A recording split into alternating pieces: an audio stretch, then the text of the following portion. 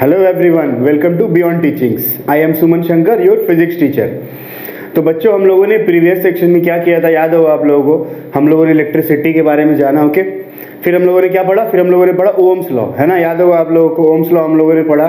फिर हम लोगों ने ओम्स लॉ से एक फॉर्मूला डिराइव किया, ठीक है, और वहाँ से हमें एक कांस्टेंट मिला रेजिस्टेंस, याद होगा। फिर हम लोगों ने जाना रेजिस्टिविटी के बारे में, है ना, रेजिस्टिविटी के बारे में हम लोग जाना, रेजिस्टिविटी क्या होता है, ठीक है, एक कांस्टेंट होता है। और फिर हम लोगों ने रेजिस्टिविटी से एक फॉर्मूला डिराइव किया जिसमें क्या था, जिसमें रेजिस्टेंस था, याद होगा, है ना। एक रेजिस्टेंस का हम लोगों ने फॉर्मूला डिराइव किया था जिसमें हम लोगों ने कांस्टेंट फाइंड किया, दैट इज रेजिस्टिविटी। और हम लोगों ने उसका जो है एसआई यूनिट और उसके बारे में सारी चीज़ें जानी, है ना। और रेजिस्टिविटी जो है वो हीट के ऊपर किस तरह डिपेंड करता है, ये सारी चीज़ें भी हम लोगों ने जानी। तो आज जो हम लोग डिस्कस करने वाले हैं, आज हम लोग क्या डिस्कस करने वाले हैं, आज हम लोग करने वाले हैं डिस्कस न्यूमेरिकल्स, ठीक है। तो जो हम लोगों ने पढ़ा, हम लोगों ने जनरली यहाँ पे क्या है, दो फॉर्मूला पढ़ा, याद होगा आप लोगों को, है ना। एक हम लोगों ने क्या पढ़ा, ओम्स लॉ, है ना, और दूसरा हम लोगों ने पढ़ा रेजिस्टिविटी के बारे में जाना। तो हमारे पास जो इस चैप्टर से रिलेटेड अभी फिलहाल कितने न्यूमेरिकल्स है, कितने फॉर्मूलाज हैं, दो फॉर्मूलाज है, ठीक है ना। और उसी फॉर्मूला से रिलेटेड हम लोग क्या करते हैं, न्यूमेरिकल इस चैप्टर का बनाते हैं। और एग्जाम में भी क्या होता है, इसी फॉर्मूला से रिलेटेड न्यूमेरिकल्स पूछे जाते हैं। तो आइए डिस्कस करते हैं हम लोग इसका कुछ प्रॉब्लम्स, ठीक है। तो पहला प्रॉब्लम जो इसमें बोल रहा है, पहला जो न्यूमेरिकल है, ठीक है, ये न्यूमेरिकल आपके एनसीईआरटी बुक का ही है ना। तो आइए इसको देखते हैं। सबसे पहले क्या बोल रहा है इसमें कि when a 12 volt battery is connected across an unknown resistor, there is a current of 2.5 milliampere in the circuit, find the value of the resistance of the resistor. ठीक है, यहाँ पे क्या बोल रहा है कि वो बोल रहा है यहाँ पे कि एक 12 वोल्ट का बैटरी है, ठीक है, मतलब क्या दिया हुआ है, बैटरी का पोटेंशियल दिया हुआ है, पोटेंशियल डिफरेंस दिया हुआ है ना। और बोल रहा है क्या कि करंट कितना फ्लो हो रहा है, उसमें से 2.5 मिली एम्पियर करंट फ्लो हो रहा है, मतलब करंट का वैल्यू भी क्या किया है, दे दिया है। और हमें फाइंड क्या करना है, हमें फाइंड करना है resistance of the resistor, resistance का वैल्यू क्या होगा, ठीक है। तो यहाँ पे हम कौन सा फॉर्मूला लगाएंगे बताइए, हम लोग यहाँ पे ओम्स लॉ लगाएंगे, सिंपल। तो सबसे पहले हम क्या करते हैं, सबसे पहले जो हमारे पास डेटा है उसको हम लोग लिख लेते हैं, है ना। तो सबसे पहले यहाँ पे क्या क्या गिवन है यहाँ पे, तो सबसे पहले यहाँ पे दिया हुआ है potential difference of the battery, okay. तो V का वैल्यू यहाँ पे दिया हुआ है, कितना दिया हुआ है, V है 12 वोल्ट, समझ में आ रही है बात। पोटेंशियल को हम लोग V से डिनोट करते थे, याद होगा, है ना। और करंट का वैल्यू दिया हुआ है कितना, करंट का वैल्यू दिया हुआ है यहाँ पे 2.5 मिली एम्पियर्स, है ना, 2.5 मिली एम्पियर्स दिया हुआ है। तो याद तो होगा ही आप लोगों को कि हम लोग मिली एम्पियर को एम्पियर में कैसे कन्वर्ट करते थे, है ना। मैंने आपको बताया स्मॉलर यूनिट्स ऑफ करंट के बारे में बता चुके हैं। तो यहाँ पे मैं इसको कर दूंगा कन्वर्ट, कैसे, मिली एम्पियर को एम्पियर में कन्वर्ट करने के लिए 10⁻³ से मल्टीप्लाई कर देते हैं, है ना।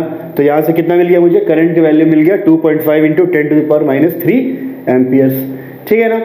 अब यहाँ से मुझे फाइंड क्या करना है, रेजिस्टेंस फाइंड करना है। तो ओम्स लॉ से मुझे क्या पता है, फॉर्मूला क्या होता है, V = IR होता है ना।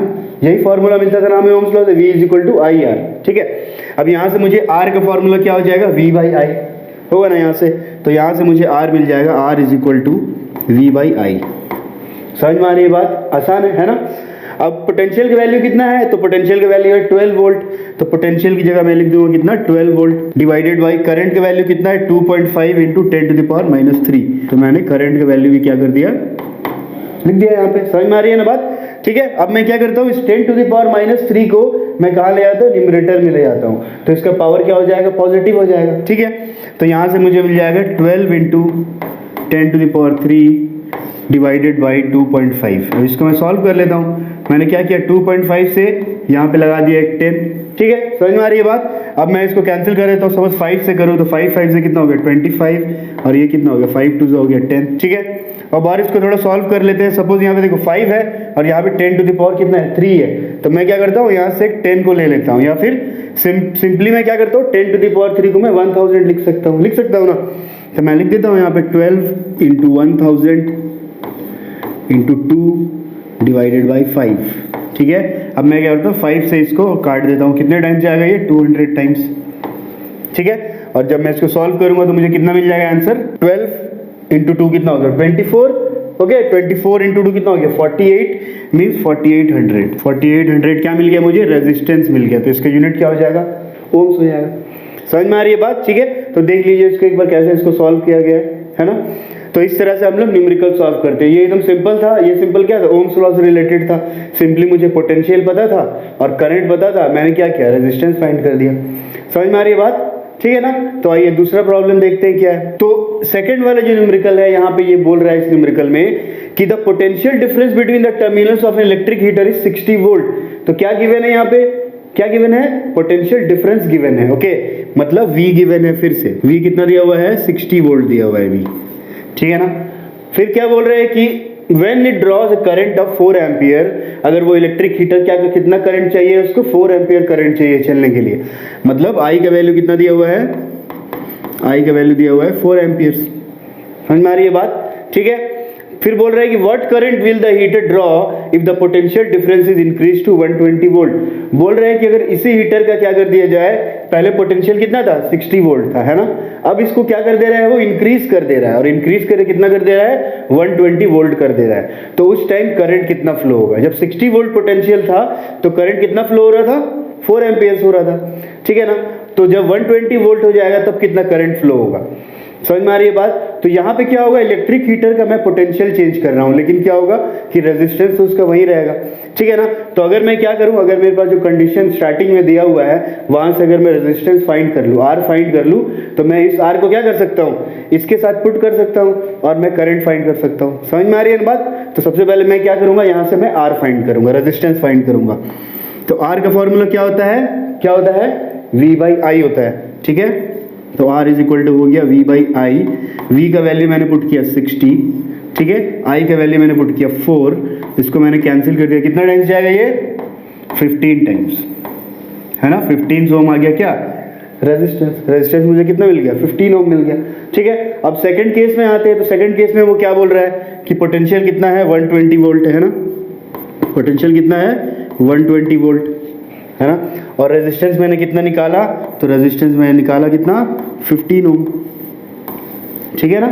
समझ में आ रही है बात। अब मुझे फाइंड क्या करना है, व्हाट करंट, मतलब करंट फाइंड करना है मुझे। तो मैं कर लेता हूँ, करंट का फॉर्मूला हो जाए क्या, I is equal to V/R, होगा ना।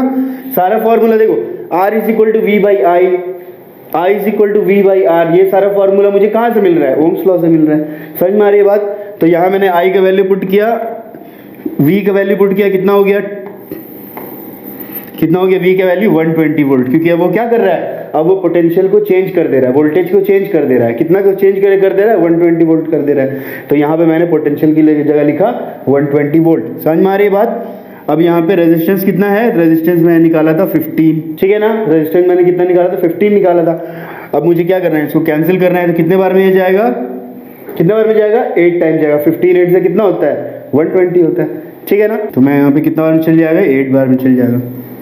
तो यहाँ से मुझे क्या मिल गया, करंट कितना आ गया, 8 एम्पियर आ गया। समझ में आ रही है बात, ठीक है ना। तो आसान है, ठीक है। तो इस तरह से इसको हम लोग क्या कर सकते हैं, सॉल्व कर सकते हैं, ठीक है ना। तो ये सेकंड वाला क्वेश्चन था, इसको मैंने इस तरह से सॉल्व किया। और यहाँ पे मैंने भी कौन सा लॉ लगाया, कौन सा लॉ लगाया, तो मैंने यहाँ पे ओम्स लॉ लगाया फिर से। समझ में आ रही है बात, ठीक है। तो ओम्स लॉ लगा के हम लोग इस तरह से सॉल्व कर सकते हैं। तो ये प्रॉब्लम्स किसके थे, ये प्रॉब्लम्स थे ओम्स लॉ से रिलेटेड। अब नेक्स्ट जो प्रॉब्लम हम लोग करेंगे वो रिलेटेड होंगे रेजिस्टिविटी से। तो आइए देखते हैं, अब हम लोग जो क्वेश्चन अभी डिस्कस करेंगे वो है रेजिस्टिविटी से रिलेटेड, ठीक है ना। अभी मैंने आपको जो बताया न्यूमेरिकल, वो क्या था, वो ओम्स लॉ से रिलेटेड था। तो यहाँ पे जो सबसे फर्स्ट क्वेश्चन बोल रहा है वो क्या बोल रहा है कि बोल रहा है resistance of a metal wire of length 1 metre, ठीक है। एक क्या है, एक मेटल वायर है, उसका लेंथ कितना है, 1 मीटर है, ठीक है ना। और उसका रेजिस्टेंस कितना है, 26 ओम है बोल रहा है। तो मेरे पास क्या इन्फॉर्मेशन लिख लेते हैं। सबसे पहले लेंथ दिया हुआ है, लेंथ ऑफ द वायर कितना है, 1 मीटर, ओके, ठीक है ना।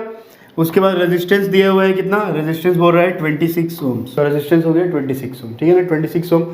बोल रहा है if the diameter of the wire is 0.14 metre, मतलब डायमीटर दिया हुआ है 0.14 मीटर। समझ में आ रही है बात, है ना। तो अगर मैं इस क्वेश्चन में जो वायर है, अगर मैं उसको बनाऊं, सपोज मान लेते हैं ये वायर है ना।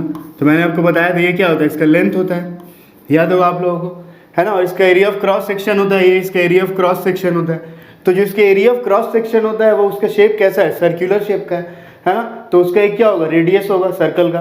तो उसी का क्या दिया हुआ है, वो डायमीटर दिया हुआ है। यहाँ से मुझे वो रेडियस कैलकुलेट करना है, वहाँ से मैं रेडियस निकाल के मैं क्या फाइंड कर लूँगा, एरिया ऑफ क्रॉस सेक्शन। समझ में आ रही है बात। तो यहाँ से मुझे डायमीटर गिवन है, अब मुझे फाइंड क्या करना है क्वेश्चन में, फाइनली मुझे फाइंड करना है रेजिस्टिविटी निकालना है ना। तो रेजिस्टिविटी को मैं क्या लिखता हूँ, रो से लिखता हूँ, ये मुझे क्या करना है, फाइंड करना है। समझ में आ रही है बात। तो रेजिस्टिविटी का फॉर्मूला क्या होता है, रेजिस्टिविटी का फॉर्मूला होता है क्या, RA/L, ठीक है, यही होता है ना, याद होगा। रेजिस्टेंस का जब हम लोगों ने पढ़ा था, है ना, रेजिस्टेंस के बारे में, तो रेजिस्टेंस का फॉर्मूला हम लोगों ने निकाला था रेजिस्टिविटी के टर्म में, क्या था वो, रो इंटू L/A। और वहाँ से जब हमने रो का फॉर्मूला या रेजिस्टिविटी का फॉर्मूला फाइंड किया तो क्या आया था, ये आया था, ठीक है, RA/L। तो ये होता है रेजिस्टिविटी का फॉर्मूला। तो यहाँ पे मुझे R पता है 26 ओम है, ठीक है ना, लेंथ भी मुझे पता है कितना है 1 मीटर, और मुझे एरिया ऑफ क्रॉस सेक्शन निकालना है। तो एरिया ऑफ क्रॉस सेक्शन ये मुझे फाइंड करना है। तो ये कौन सा एरिया है, अगर इसके एरिया में निकालूँ तो ये क्या है, πr², है ना, सर्कुलर है तो πr² एरिया होगा। तो यहाँ से मुझे रेडियस फाइंड करना है, तो मुझे डायमीटर गिवन है, तो यहाँ से मैं रेडियस निकाल लेता हूँ। तो रेडियस अगर कितना है 0.14 है, तो डायमीटर क्या होगा, उसका हाफ होगा, है ना। तो ये कितना हो जाएगा, 0.14 का हाफ हो गया 0.07 मीटर, ठीक है ना, इसका हाफ हो गया 0.07 मीटर। अब यहाँ से मैं एरिया फाइंड कर लेता हूँ πr², तो कितना हो जाएगा, पाई का वैल्यू ले लेते हैं 22/7, ठीक है, 3.14 होता है पाई का वैल्यू, और अगर मैं फ्रैक्शन में निकालता हूँ तो 22/7 आता है, ठीक है ना। तो पाई का वैल्यू 22/7 और रेडियस में निकाला 0.07, यानी 0.07 का स्क्वायर, यानी 0.07 इंटू 0.07। समझ में आ रही है बात। सॉल्व कर लेते हैं, इसको पॉइंट हटा लेते हैं, नीचे कितना जीरो हो जाएगा, 4, है ना, 2 इसका 4 0 हो गया, नीचे 7 से ये क्या हो गया, 7 कैंसिल हो गया। समझ में आ रही है बात। अब मैं इस दोनों को कैलकुलेट करूंगा तो कितना आ जाएगा, 22 इंटू 7 करूंगा तो आ जाएगा 154। अब 154 डिवाइडेड बाई कितना, 10,000, यानी कि अगर मैं इसको सॉल्व करूँ तो कितना आएगा, ये 154 इंटू 10⁻, कितना लिख सकता हूँ, -4 लिख सकता हूँ, ठीक है ना। तो ये कितना आ गया, ये आ गया एरिया। समझ में आई बात। अब मुझे क्या कैलकुलेट करना है, मुझे रेजिस्टिविटी फाइंड करना है। तो एरिया का वैल्यू मैं यहाँ पुट कर देता हूँ, तो रेजिस्टेंस की जगह मैं लिख देता हूँ 26, ठीक है। उसके बाद एरिया कितना फाइंड किया मैंने, 154 इंटू 10⁻⁻4, ठीक है, डिवाइडेड बाई लेंथ कितना है, लेंथ तो इसका 1 मीटर है, लेंथ कितना है 1 मीटर है, ठीक है ना। तो अब यहाँ से जब मैं कैलकुलेट करूँगा, लेंथ की जगह मैं 1 पुट करूँगा, तो मुझे क्या है, सिंपली इस दोनों को मल्टीप्लाई करके मेरा आंसर क्या हो जाएगा, निकल जाएगा ना। तो ये क्या है, मल्टीप्लाई आप लोग भी कर सकते हैं, ठीक है। तो इसको मल्टीप्लाई करके जो भी आंसर आएगा इंटू 10⁻⁻4, मैंने क्या फाइंड किया है, मैंने रेजिस्टिविटी फाइंड किया है। तो रेजिस्टिविटी का यूनिट क्या होता है, ओम मीटर। तो ये हो जाएगा आंसर। समझ में आई बात। इसको आप क्या कर सकते हैं, मल्टीप्लाई कर सकते हैं, मल्टीप्लाई करके आंसर फाइंड कर सकते हैं, ठीक है। तो एक और क्वेश्चन है जो रेजिस्टिविटी से रिलेटेड है, उसको हम लोग डिस्कस करते हैं, ठीक है। ये क्वेश्चन जो है, ये क्वेश्चन भी क्या है, रेजिस्टिविटी से रिलेटेड है ना। और ये क्या है, आपके एनसीईआरटी के बुक का क्वेश्चन है। तो इसमें क्या है, इसमें बोल रहा है कि a wire of given material, एक वायर है, किसी मटेरियल का वायर है, ठीक है, कुछ भी हो सकता है। लेंथ दिया हुआ है उसका कितना, L। तो मैं लिख लेता हूँ यहाँ पे, लेंथ ऑफ द वायर कितना है, L है, ठीक है, लेंथ ऑफ द वायर कितना है, L, ठीक है। एरिया ऑफ क्रॉस सेक्शन दिया हुआ है वायर है कितना, A। तो लिख देते हैं यहाँ पे एरिया ऑफ क्रॉस सेक्शन का वैल्यू कितना है, एरिया कितना है, एरिया का वैल्यू है A, ठीक है।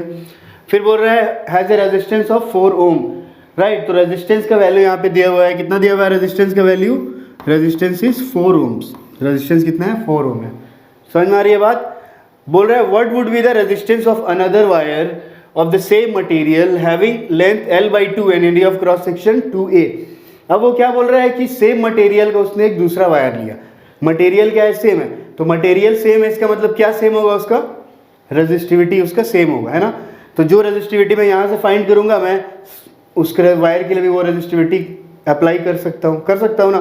समझ में आ रही है बात। तो वही बोल रहे हैं कि एक दूसरा वायर लिया उसने सेम मटेरियल का, लेकिन उसका लेंथ कितना है, L/2 है, मतलब जो लेंथ पहले वाले वायर था उससे हाफ है, और एरिया ऑफ क्रॉस सेक्शन क्या है, 2A, मतलब डबल है उसका एरिया ऑफ क्रॉस सेक्शन, पर उसका रेजिस्टिविटी वही है। तो पहले मैं क्या करता हूँ, मुझे क्या करना है, एक दूसरे वायर का, जो दूसरा वायर उसने लिया उसका मुझे रेजिस्टेंस फाइंड करना है। समझ में आ रही बात। तो रेजिस्टेंस फाइंड करने के लिए मैं क्या करूँगा, सबसे पहले रेजिस्टिविटी वाला फार्मूला लगाऊंगा। तो मुझे रेजिस्टिविटी चाहिए अनदर वायर का, तो मैं इससे उसका रेजिस्टिविटी निकाल लेता हूँ। तो रेजिस्टिविटी का फार्मूला मैंने यहाँ पुट कर देता हूँ, फिर से क्या होता है, RA/L, ये होता है ना, RA/L। ठीक है। आर क्या है, रेजिस्टेंस, तो 4 ओम। एरिया कितना दिया हुआ है, ए दिया हुआ है एरिया, और लेंथ भी कितना दिया हुआ है, एल दिया हुआ है। तो यहाँ से मुझे कितना मिल गया, ये 4A/L।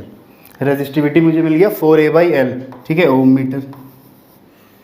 मतलब कि जो पहले वाले वायर था वही मटेरियल का कौन सा है, सेकंड वाला वायर है, तो सेकंड वाले वायर का भी रेजिस्टिविटी क्या हुआ, इतना ही हुआ, ठीक है। तो रेजिस्टिविटी की जगह मैं यहाँ लिख देता हूँ सेकंड वाले वायर के लिए 4A/L, ठीक है ना। अब मुझे क्या फाइंड करना है, दूसरे वाले वायर का रेजिस्टेंस फाइंड करना है। तो रेजिस्टेंस का फॉर्मूला, मैं दूसरे वाले वायर का रेजिस्टेंस R2 ले लेता हूँ। इसका फॉर्मूला क्या हो जाता है, ρL/A, याद होगा है ना, रेजिस्टिविटी का फॉर्मूला में रेजिस्टेंस हम लोगों ने पढ़ा था ρL/A। तो रो का फॉर्मूला कितना है, रेजिस्टिविटी का वैल्यू कितना है, 4A/L। तो यहाँ पे लिख देते हैं 4A/L, ठीक है। फिर इनटू दे देते हैं, फिर L की जगह अब दो अनदर वायर जो है, दूसरा वायर जो उसने लिया है उसका लेंथ क्या है, हाफ है ना। तो L की जगह मैं लिख देता हूँ L/2, ठीक है। और एरिया ऑफ क्रॉस सेक्शन कितना है उसका, 2A, यानी डबल हो गया, तो 2A। तो यहाँ मैं लिख दिया 2A। समझ में आ रही है बात, ठीक है। अब यहाँ से मैं सबको कैलकुलेट करता हूँ, देखो L से L कैंसिल हो जाएगा, 2 से A भी कैंसिल होगा, और ये 2 से ये 2, और A से A कैंसिल हो जाएगा। मतलब सारा कुछ क्या हो गया है, कैंसिल आउट हो गया, और क्या बच गया, मैंने रेजिस्टेंस का वैल्यू मुझे कितना मिल गया, 1 ओम। समझ में आ रही है बात। तो जो रेजिस्टेंस मैं फाइंड करूँगा उसका वैल्यू कितना होगा, 1 ओम होगा, ठीक है ना। तो इस तरह से हम लोग क्या करते हैं, इस तरह से हम लोग ओम्स लॉ से रिलेटेड और रेजिस्टिविटी से रिलेटेड न्यूमेरिकल्स को क्या करते हैं, सॉल्व करते हैं, है ना। और ये क्वेश्चन क्या होता है, कभी कभी एग्जाम में भी पूछा जाता है, ठीक है। न्यूमेरिकल जनरली 3 मार्क्स 2 मार्क्स का एग्जाम में ये लोग पूछ लेते हैं। समझ में आ रही है बात, ठीक है। तो होप आज हम लोगों ने जो भी सीखा, न्यूमेरिकल जाना, वो आप लोग समझ आया होगा, है ना। फिर भी अगर कोई डाउट्स या कुछ क्वेरीज अगर आपको होती है तो कमेंट बॉक्स में ज़रूर लिखें, ठीक है बच्चों। तो मिलते हैं अगले सेशन में एक अगले टॉपिक के साथ, तब तक के लिए goodbye, take care and thank you.